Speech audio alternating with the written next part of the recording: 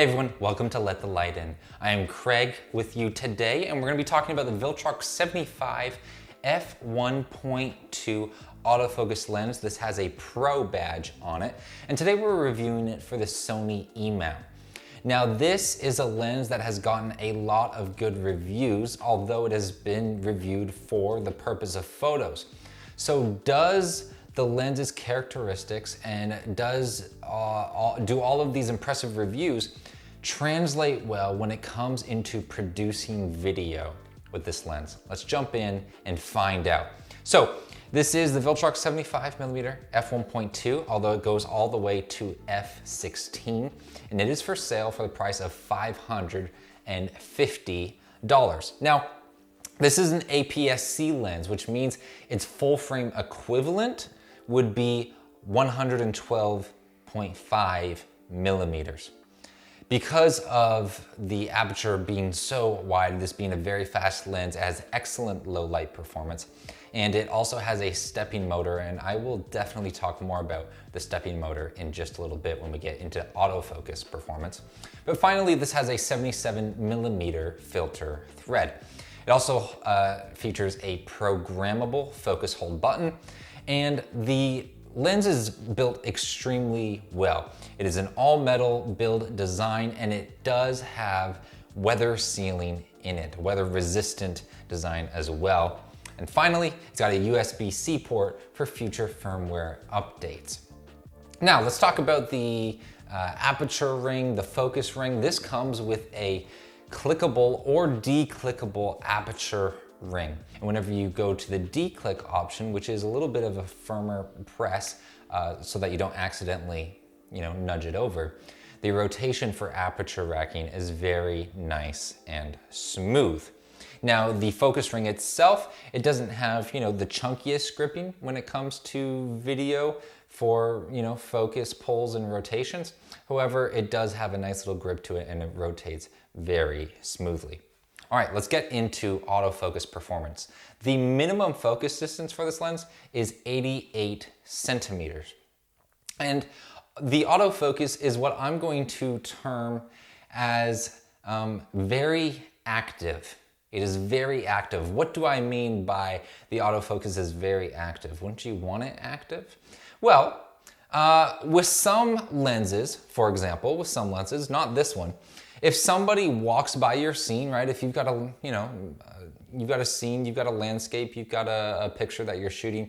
If somebody walks by it and you're shooting video, with some lenses, it won't necessarily focus pull to the person that is walking in front of your scene, right? If this is the background and somebody's walking by in the foreground, especially if they're walking by quickly, some lenses don't pick up that person and they hold just fine. Now, of course, there is a focus hold button and it's customizable. You can switch that to whatever performance mode or option that you want.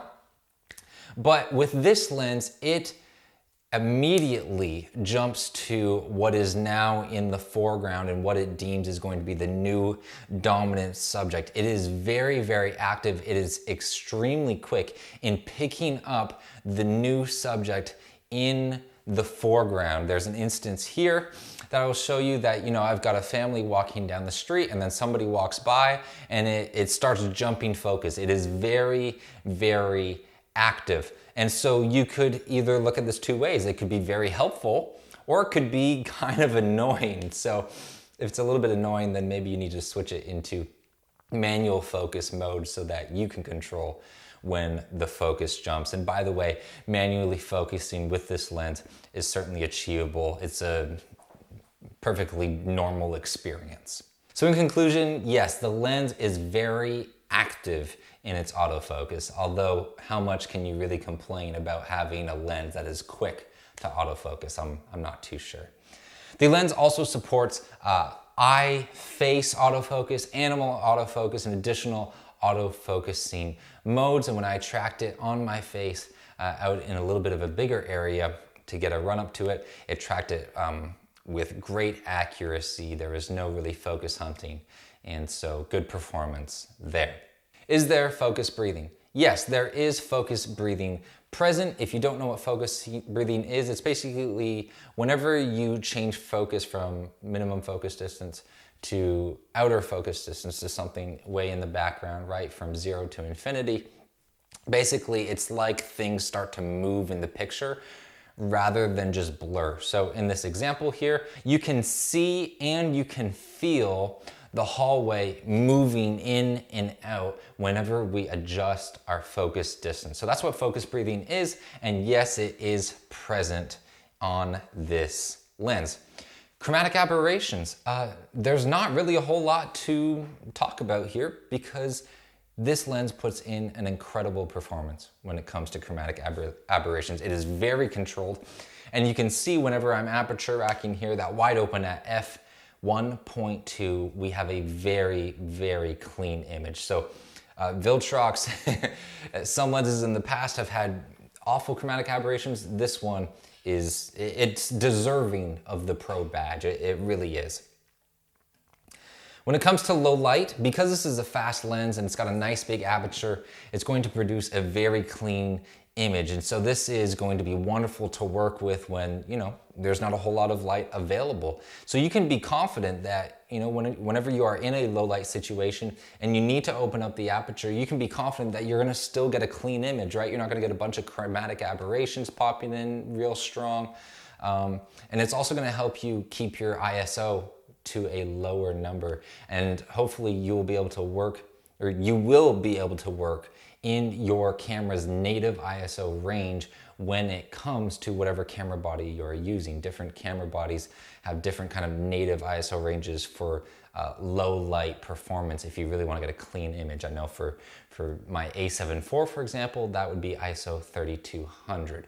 So opening wide up when there's really not a whole lot of light available is going to help you stay in that native ISO range and give you wonderful low light, clean performance.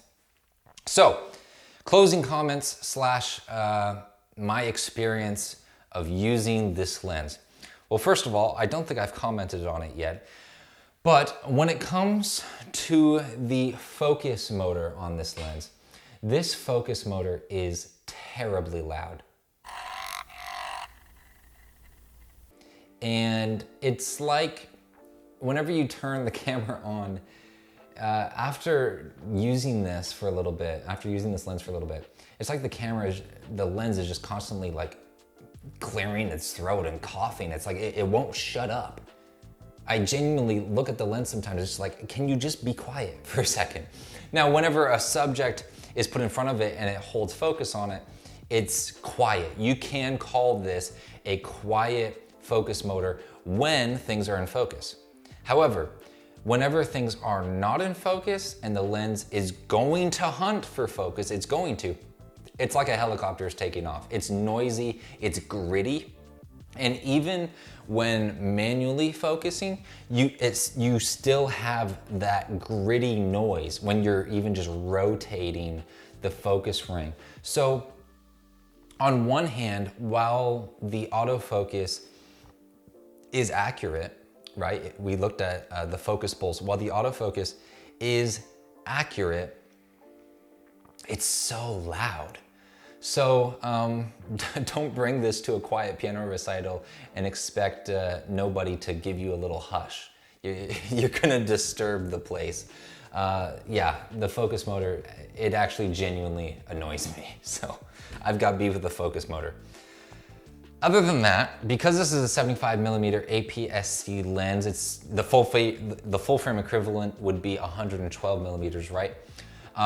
And there is no image stabilization within the lens. So if your camera body does not have image stabilization, you're gonna have a very difficult time shooting video with this lens. So you're absolutely gonna need to put it down on a tripod or use a gimbal. If your camera body does have stabilization built into it, and that is a feature that you have, that's definitely something that you're going to be relying on. And most likely, you are going to need, if you're doing this handheld, because you do have IBIS, you are most likely going to need to put stabilization on basically everything in post. So in conclusion, Viltrox is a brand that has continually gotten better every single year.